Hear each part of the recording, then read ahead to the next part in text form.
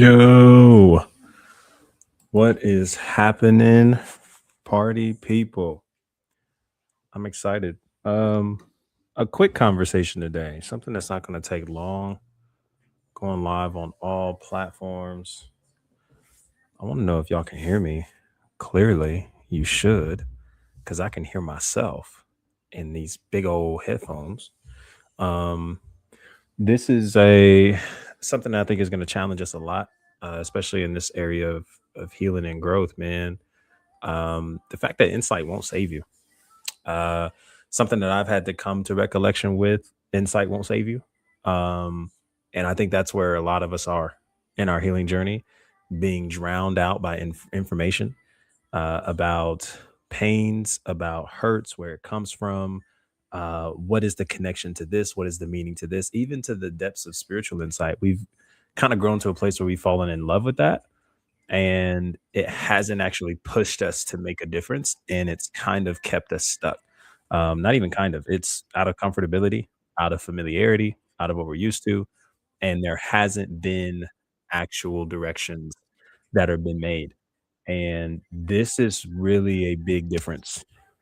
This is a big difference that we want to make moving into our 2026, especially when it comes to healing and making the most of it. So, welcome in. I appreciate you a ton for stopping by.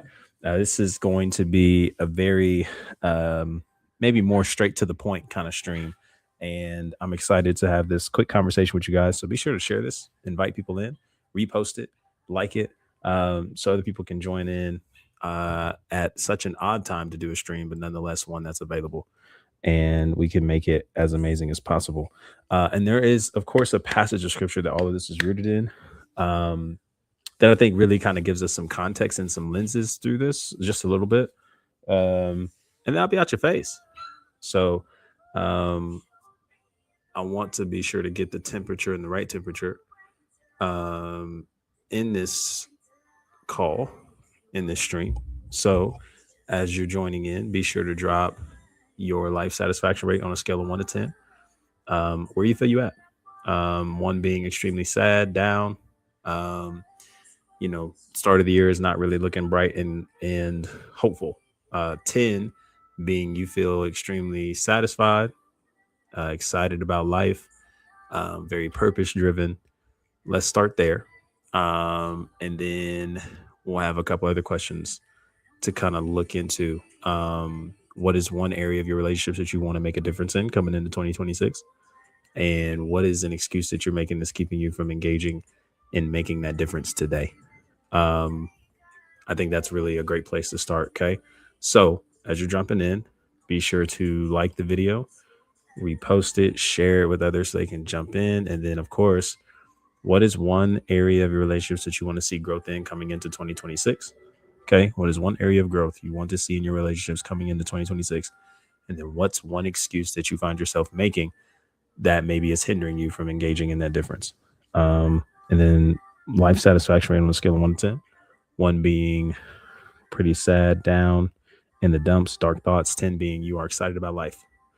Um, you feel very purpose driven and you are ready for each day as it comes. Let's start there, and then we'll build up for what this can easily be, a phenomenal and intentional live, um, to really get some things going. If you guys have not checked out recent content that I posted today, be sure to do that across all platforms, TikTok, Instagram, everything along those lines. But insight, man, this is really the biggest thing I want to get to you because I see some people filing in. Insight is not going to save you. And here's my evidence of this. There is enough that you already know. There's enough you already know to make a change in your life. In the areas that you feel stuck, in the relationships that you know you want to do better in the small things like routines, and the small things like disciplines and daily habits you want to build, you already know what to do. I think what actually is keeping you hindered from doing it is you believing that knowing more is somehow going to continue to allow you to do more. And it's actually been the very thing that's hurting you because it's keeping you comfortable. And it almost is keeping you in this space of overthinking that then leads you to use overthinking not as a measuring stick of something that's a problem with you, as you may claim. It's actually more of you using it as a strategy to avoid responsibility. And that's oftentimes what like more and more information has a tendency to do, not necessarily to initially create more chaos in our mind.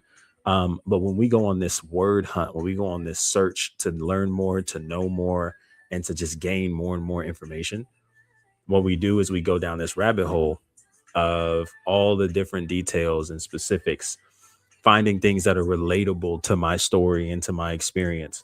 And it's always those videos. I've had plenty of them. I know I have plenty of them on my pages. Those videos where it's like, oh, that's really good information. Oh, that's really good, bro. You killed that. Never thought of it like that. But then like that's all it stays as the comment, as the repost, as the video that you save that you never really go back to your saved mentions to replay. You save a lot of videos and you probably have a library of content in your saved videos that you tell yourself in the moment because it sounds good and it feels good and it's informative and it's new and it's refreshing. Oh, I'm gonna revisit that. Yeah, I'm gonna come back to that. I'm gonna come back to that. That'll be a place it'll be a day where I'll remember that and I'm gonna come back to it. But that's just another excuse because you don't come back to it because you haven't came back to previous videos that you saved. You forgot you saved them. You see so much content.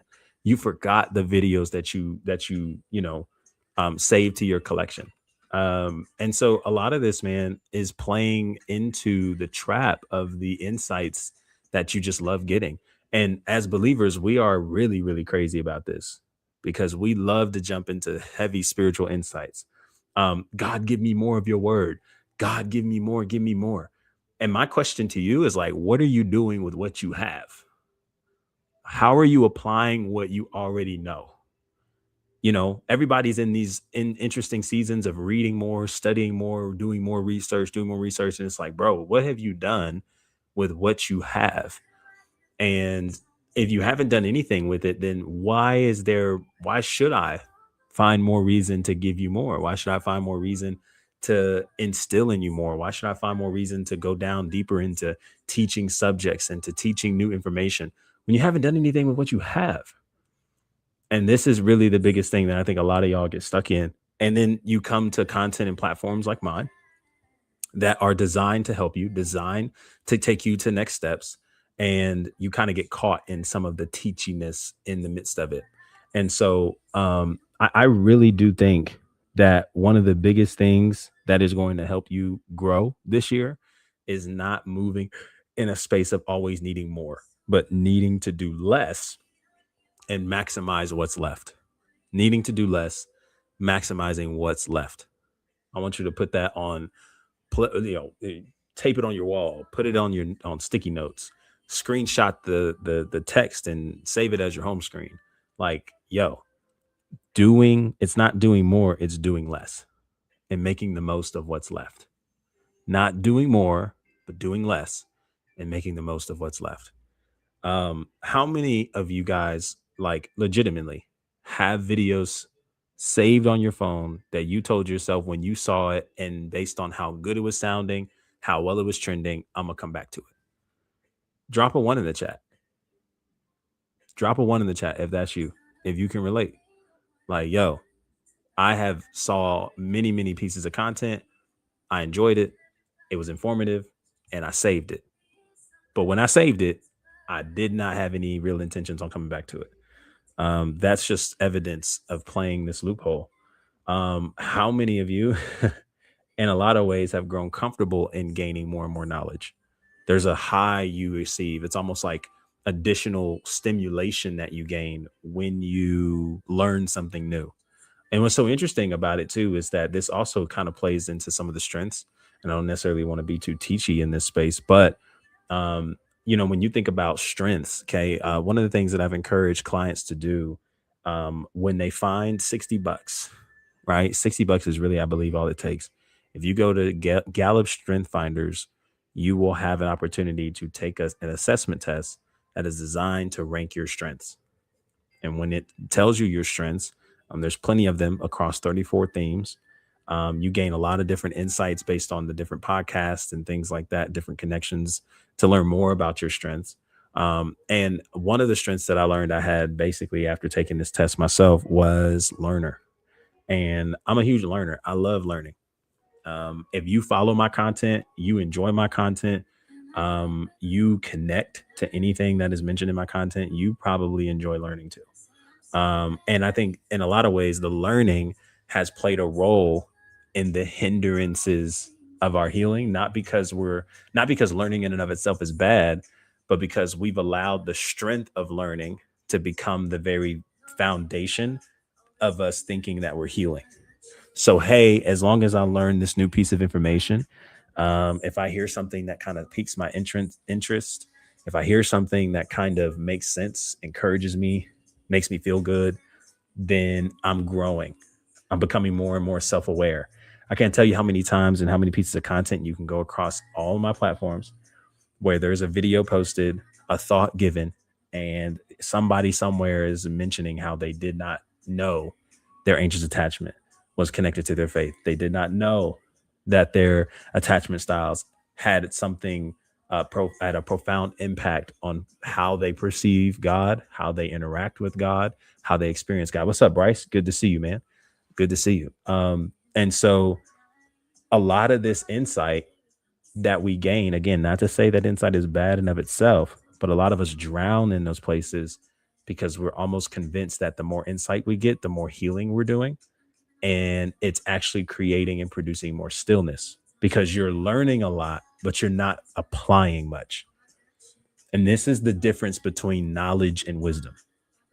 Like, this is a real life, next level wisdom conversation because you're going to graduate from just head knowledge and knowing a lot to now actually knowing how to apply much.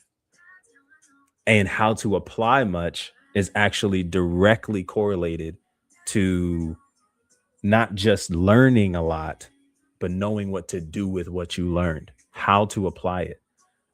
My pages, my channel, everything, a lot of things that I share, as healthy as it can be, as informative as it can be. I've had a lot of awesome messages from so many people. Oh my goodness, like, this is great information.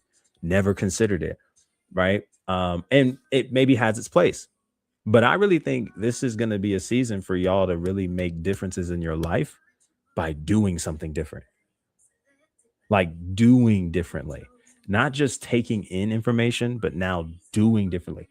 You don't need to read another book. That actually is what's holding you back. Like, you don't need another book. You don't need another dating, a 365 dating devotional. I don't know, something like that. You don't need another psychology book. You don't need to go on a 75 hard and convince yourself that I just need to read a chapter of a book a day and I need to read something new every, like, you don't need that. You tell yourself you need that to stay busy, but you're not being productive. You tell yourself you need that, and it keeps you in a loophole of constantly repeating cycles that aren't changing you. And you wonder why, when you come to June, you feel like the time has flown by, but not much has changed. You're still in the same spot you were in 2025, that you were in 2024, that you were in 2023, 2022. And we all get hyped on this new year wind when the new year first dropped. We're already a week into the new year. What have you been doing? What are you doing? Where are you going? Like, a lot of us don't know. And a lot of us don't know because, well, I've been learning a lot. Well, what have you been learning, and how have you been taking what you've been learning and putting it into your life and putting it into action? Right. And so, especially when it comes to relationships and learning to actually do relationships in a healthier way, more or less of it is about you applying the things that you're learning and actually executing it. So, what do you do? I think that's something that we have to consider. Shout out to Bryce in the building. He asked a question over on Instagram. So my ex turns 18 in 2 months, and I was thinking about reaching out, saying happy birthday, and trying to be friends again. What do I think? I think you shouldn't do it. Um, and this is kind of flowing into some of the conversation that we're creating today, Bryce. So I'm so glad you're here. And I don't necessarily highlight your question to, like, shine a huge light or make an example, but I think this is important because, like, So let me ask you this, man. What does sending that birthday message do? How does that help you kind of recover from the relationship, heal forward? What does that do? What does that accomplish? Because there's a part of you that probably knows the answer to this, but there's also a part of you that doesn't want to, like, doesn't want to go through with maybe the tougher decision on this. And but it's not because you don't know what to do. I think the problem is you do know what to do. It's just like I kind of would rather stay comfortable, and I would kind of rather give a perception that I'm doing the right things instead of actually living in the right things. So, like, sending the happy birthday message, right, in 2 months, wanting to be friends again. I mean, I don't think there's anything wrong with being friends with your ex, don't get me wrong. I don't think there's anything wrong with that, but at the same time, this is somebody. How fresh is the relationship? How fresh is the breakup? Is it somebody you still want? What is the purpose of you reaching out and wanting to be friends with them? What is the purpose of it? Because a lot of times, the reason isn't necessarily because you want to connect with them and be friendly with them. It's just because you miss them and you miss how you felt being with them, and you're longing for that feeling again. So it's just easier to send a message. And then this is the information that we get, but then we don't know what to do with it. And when it comes to doing the hard thing, we would rather go back to what's familiar and what's easy. And that's learn more, that's soak in more information, and that's just live in this portrayal that we know what we're doing, but we don't. Yeah, maybe recycle it. It's like what though? Finish your thought. It's like what? Yeah, I do. Yeah. We had this is and if if I'm not mistaken, this is Bryce. We had a conversation over on Discord, right? I'm pretty sure this is you. Um, correct me if I'm wrong. I've met a lot of different people between our conversations, so but I believe I'm remembering our story in our conversation. Um, what about her? What about her?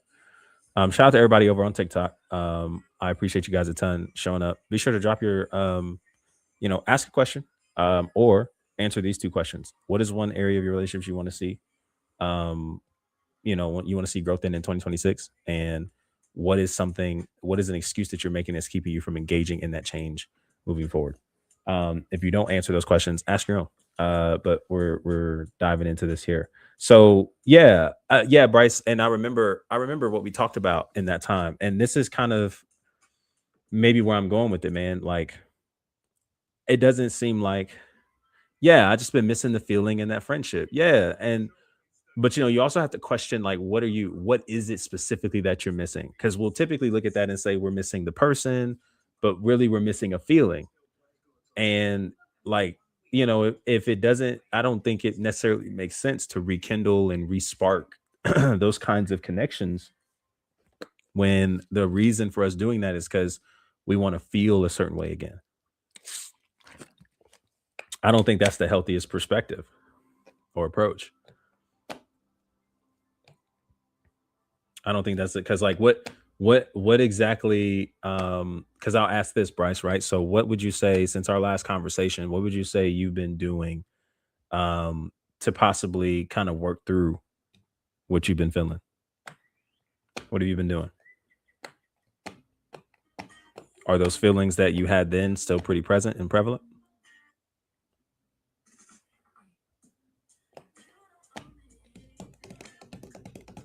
Welcome everybody over at TikTok. I appreciate you guys a ton again. Be sure to drop your questions, Q&As, and then, I really want to get your feedback and some perspective on some of the stuff that, not necessarily your feedback, but just some dialogue from what we're talking about right now in regards to, and then also have, man, there's a passage of scripture that I want to bring you guys attention to on this because, interestingly enough, one of my favorite passages being Ecclesiastes 3, and not just 3, but the entire book of Ecclesiastes.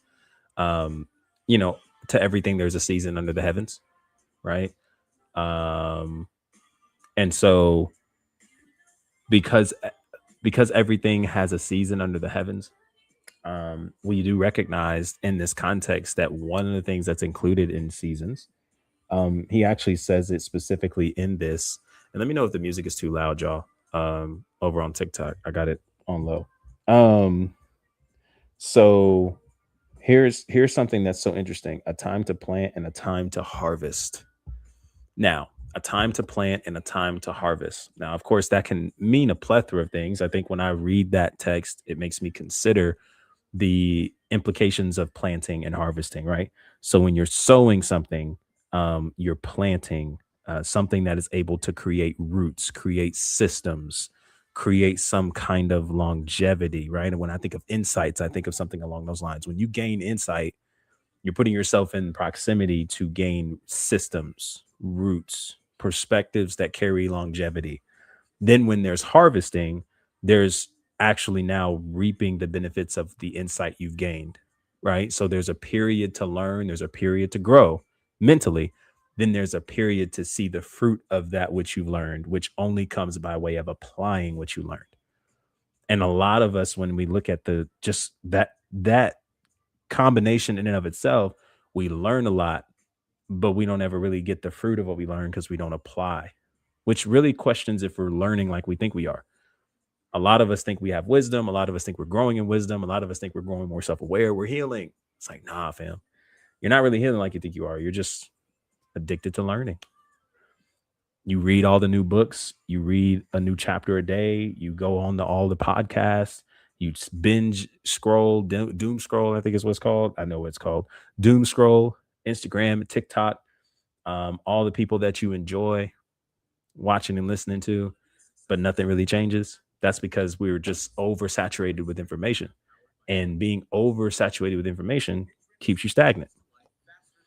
And then this is what leads to the overthinking. This is kind of the for those people that get into relationships and they be like, "Oh, do I like them or do I just like the feeling they're giving me? Oh, do I like this or is this does this person really like me or do they just like the idea of me? Oh, like do I am I really attracted to this person or am I just attracted to what they're giving me?" And it's like we get into these spaces and we question ourselves over these things all the time and we easily step into places of overthinking because really we're oversaturated with so much information and we never really applied the information that we first gained that really would take us further.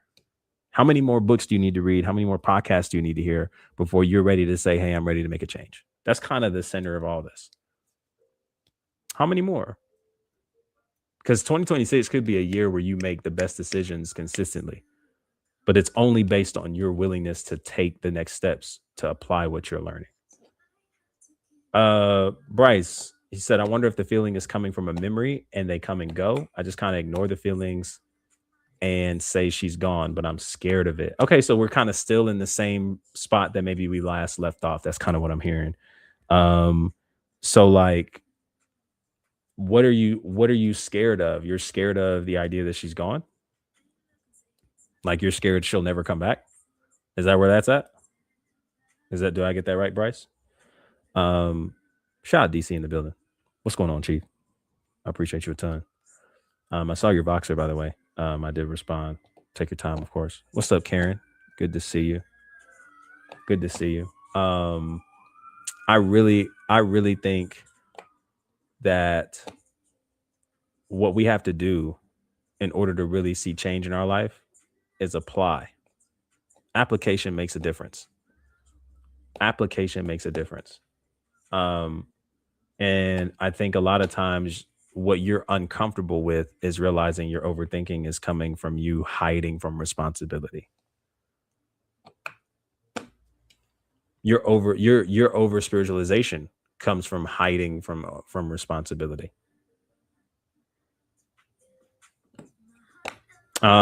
I know she's gone, so they just feel invalid. Okay. Um. Oh, I appreciate you, Karen. I figured it was too loud. Okay, how is it now? I actually don't even need the music like that right now. That was kind of for the warm up. I put it on pause. Can you hear me clearly, Karen? Let me know. I know I'm talking through the mic. It's just because it's connected to other things. It might sound still clear, but maybe. Okay, cool. So, I was saying earlier, right? Like I think overthinking is a strategy to avoid responsibility and over spiritualization, needing more of the word of God as we may come around these times of year to tell ourselves we need more of or we need to do. I need more, I need more, I need more, I need more. And that is a trap to keep us stuck from moving forward, and actually creating change. And the love that you have for knowledge isn't a bad thing. It just becomes a very comfortable thing to do when you lean more into the knowledge you have and less into doing what you need to do with the knowledge you have. Like action needs to be your word of the year. I know your pastor's going to come up with a word of the year. I know your Bible studies are going to come up with a word of the year. I know your spiritual leaders are going to come up with a word of the year. And it's all going to sound cool. And I'm not hating on none of that. But I think your word needs to be action. Because again, like what you need another long form TikTok message for what? You need another podcast episode for what? When what you've learned previously, you haven't done anything with. So are we not repeating the cycle? And then sad about the change that we have yet to see? And then wondering why our year continues to feel the same as it did last year and the year before and the year before, reliving that same cycle. Um, Bryce, I know she's gone, so they just feel invalid. I think I read that earlier. So let me follow up, man. I think here's my thoughts. I don't think you're going to get much from sending a happy birthday text message, because I want you to kind of just think about the perspective you're carrying with that. You're planning. There's a part of you that's planning because you said her birthday's in 2 months. So there's a part of you that's planning 2 months in advance to send a birthday text, which means that you don't feel like sending a message and reaching out now is either profitable, beneficial in any kind of way. Or maybe you're just still scared to send that message out right now. Okay. Which also tells me that you're kind of feeling like you need to wait for the right moment to almost rekindle something that probably doesn't need to be rekindled in the way you want it. And the part about letting go from old relationships and people and exes and things like that, as we've shared before in our own conversations, and privately, which again is just between us. But I think it's important in order to let go of that, we can't stay stuck in what was or what we hope for. Um, and we have to find a way to engage in the present with where we are in a healthier manner than just constantly dwelling on the emotions and thoughts that come and go. We're not initially trying to stop those things from coming and going. That's just the flow of us releasing that which was. It's in a way can be considered grieving processes. So we're not necessarily concerned about stopping those things from showing up. We just know that acting on them isn't the best direction to take because acting on them doesn't really actually move us forward and move us forward in a healthy way. Um, and so that is what I think is really worth considering. Um, you're missing the feeling in that friendship. You're missing what she gave you. You're missing how she made you feel. You missing maybe the identity that you carried with her that you feel like is not present because you're no longer with her. And this has been going on for some time. This has been going on for some time. So that's kind of why I asked, what is what are the actions that you've been taking to kind of help yourself move through this healthily? Because I'm never really concerned about somebody sending a message to their ex saying happy birthday. I mean, I don't think that's really something that's a struggle. I think the reason why you're doing it is more of the issue. Because there are some people that I'd be like, man, I don't think there's anything wrong with you sending a message to that. And maybe again, sending a happy birthday text message to your ex, who's been your ex for like, some years, you know, if y'all aren't on talking terms, y'all don't talk in a consistent basis. Okay, so yeah, Bryce. So okay, talk to other girls, right? So, what have been the results of that? What have been the results of talking to other girls to try and work through that?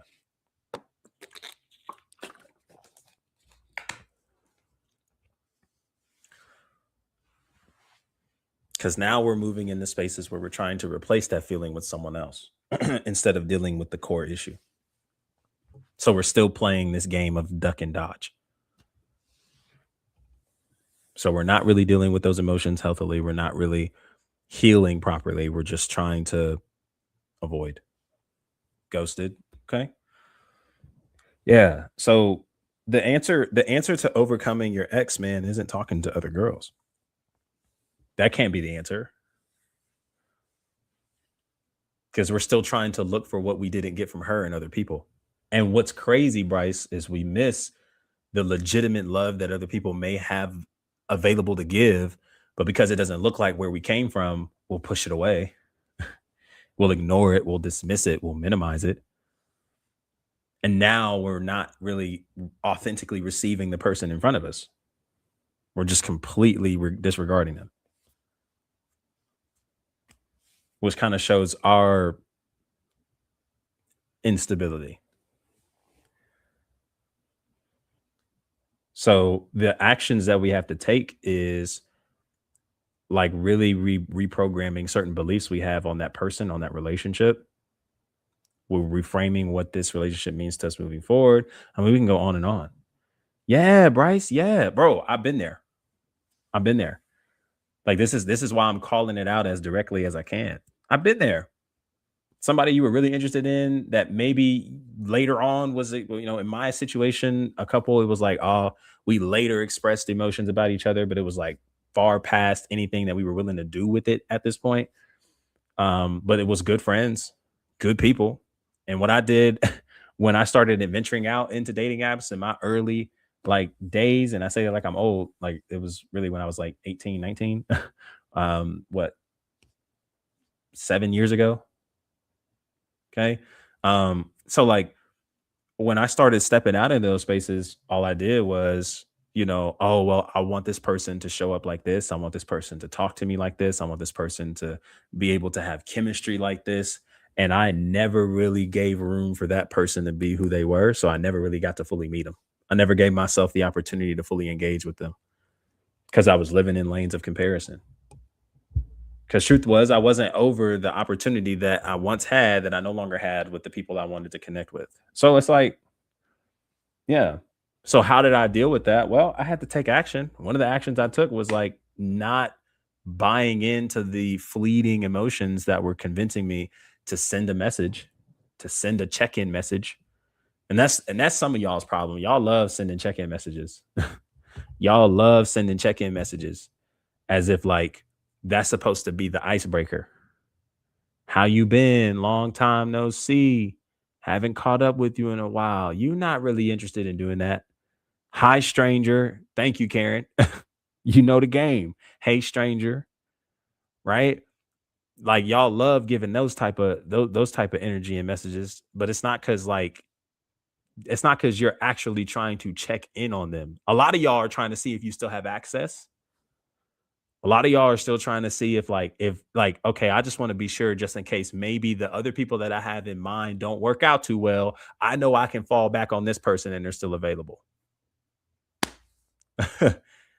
you know, I want to check in just in case I may need a little pick me up. I'm bored. It can be just as simple as that. Sometimes it ain't even as deep of as a psychological thing. It's just like you're bored. You're bored. Like why? Why? And then I'm the bad guy when I call it out. I'm the bad guy when I call it out, and I'm like, fam, come on now. We ain't talked in months. What we doing?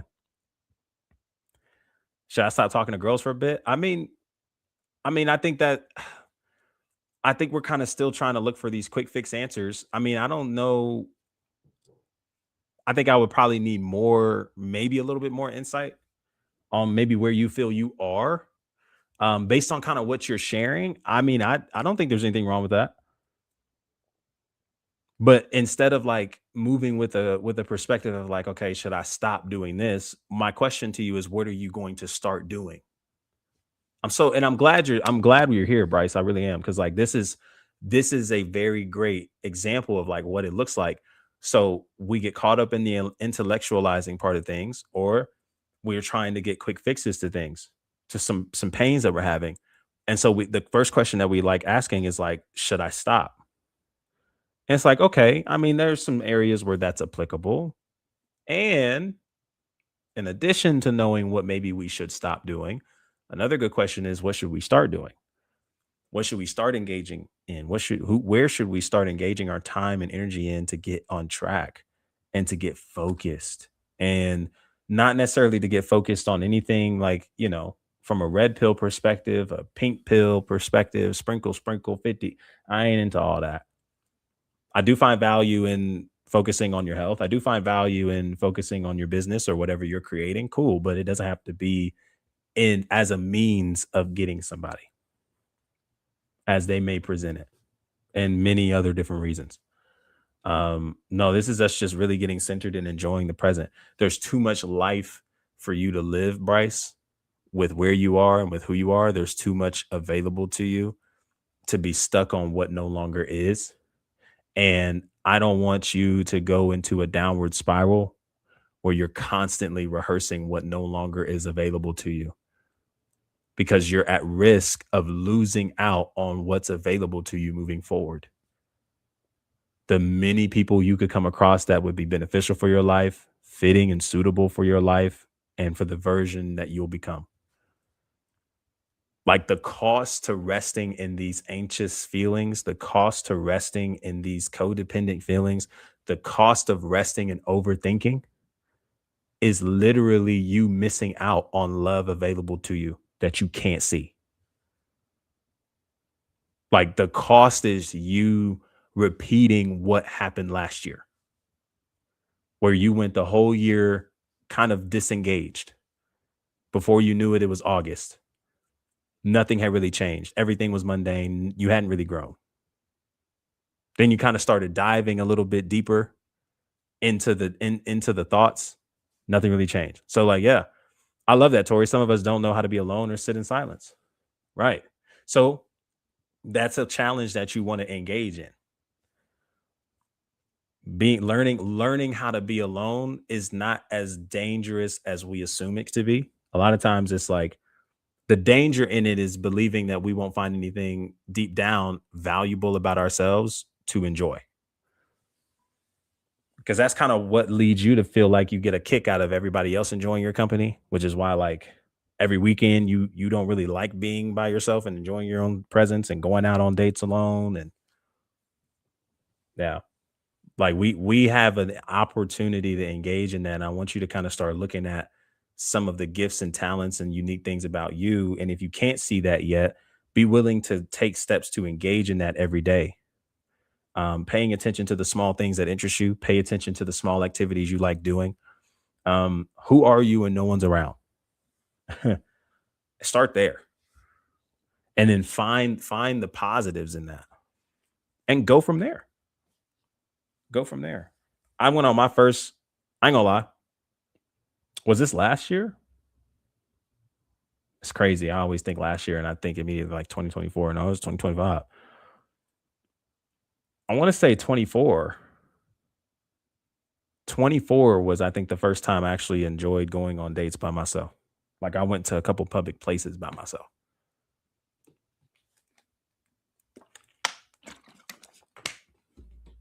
And it was fun. It was fun. Like I was so mad at myself when I first did it, because I was like, bro, this is what I've been missing out on. Oh my lord. What? I really don't know what to do right now. Sorry, I'm just rambling. I think I'm at a place right now where I still have my head, and that she's the one that's messed up. I mean, said Agent Smith said, "Are we cooked?"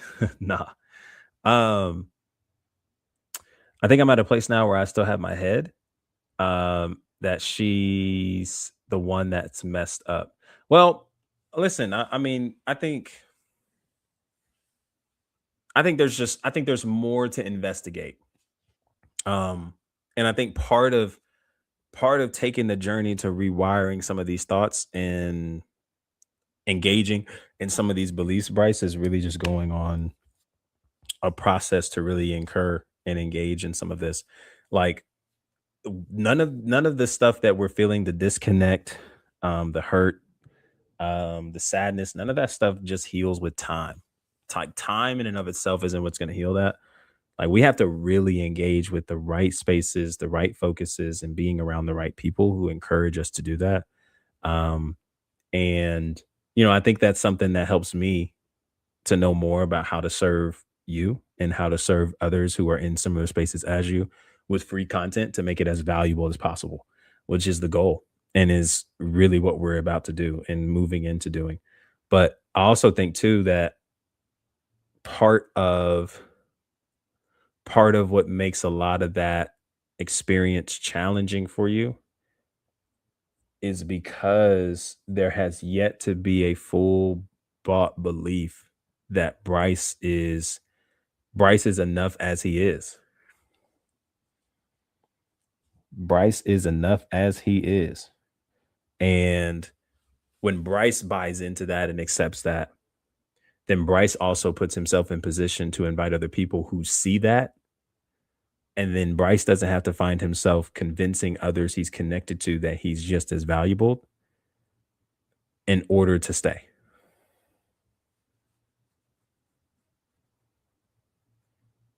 Like instead of worrying about maybe where she messed up and how jacked up she is, I don't know. I'm not in front of her. I'm in front of you. I have an opportunity to serve you. And so what I think is very helpful is recognizing that it's the stories that we're attaching to moments like this that make it that much more difficult to overcome. Cause like Bryce, you wouldn't feel this way if a girl who sent you a message, or let me go back to the ghosting that you mentioned, right? Other girls that you talked to, and then the results of those have been ghostings. Like the only reason the ghosting felt the way it did was because there was certain attachments and stories you attributed to that person and being connected to them and how they made you feel. It wasn't really the it wasn't really the ghosting in of itself because there's somebody who could ghost you who you don't like and you wouldn't even care they ghosted you. Like you wouldn't even consider it a ghosting. You would probably consider it a blessing. You'd be like, shoot, I'm glad you left before I had to excuse you because I kind of wasn't wanting to excuse you.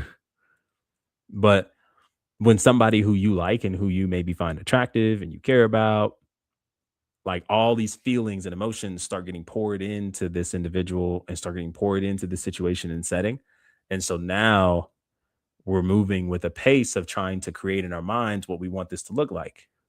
So we stop being in the present and we start racing to an unknown conclusion or an unknown state, an unknown place. And then when they ghost, it's a shock, it's a surprise, and it hurts really bad.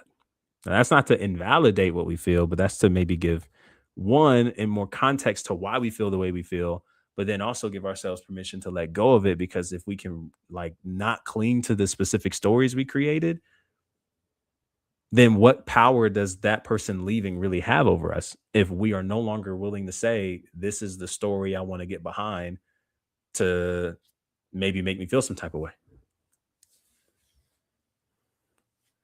Nah. Yeah, you feel like you need a girl? I think that is a telltale sign that we don't. Like we don't need to engage in. And I know a lot of people are going to be like, "Ah, well, you know what they say, you don't really a man doesn't really engage in his full purpose until he finds a woman." I feel like that narrative almost paints an invitation. Not to say everybody is saying that. When I hear it, I almost hear a narrative being invited that like people aren't able to be who God wants them to be without having somebody else to fully complete them. And that's never the design of marriage. Like if you need a girl to be okay with who you are, Bryce, then how will you actually be able to love her in the healthiest places? I wouldn't say you need a girl. I think what you saying you really need without saying it is you need some stability and you need some peace and you need some like next level systems to stay in place and to stay in order. You need some healthy self-reliance. You don't really need a girl. You need healthy self reliance because a healthy self reliance doesn't say I'm independent and I don't need anyone. It recognizes weaknesses. It recognizes shortcomings. It also has the capacity to say, "Hey, I also trust and believe that where I am and what I have available to me is enough."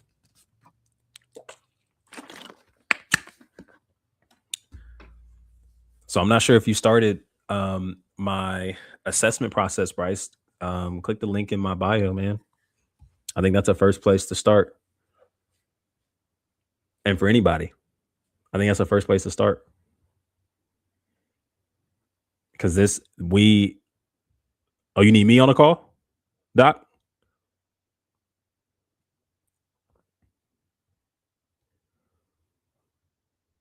Oh, bet. I can end the live. Send me the Zoom link. This is the beauty of actually being. I ain't gonna lie, y'all. This is the beauty of being a coach. Like I have the privilege of doing this and then just be like, hey, I'm gonna come back to y'all. I'm gonna come back to y'all. Yeah, Bryce. Yeah, we want to engage with that, man. We have to be curious about what you're actually scared of because you're saying you're scared to be alone. I don't think you're actually scared to be alone.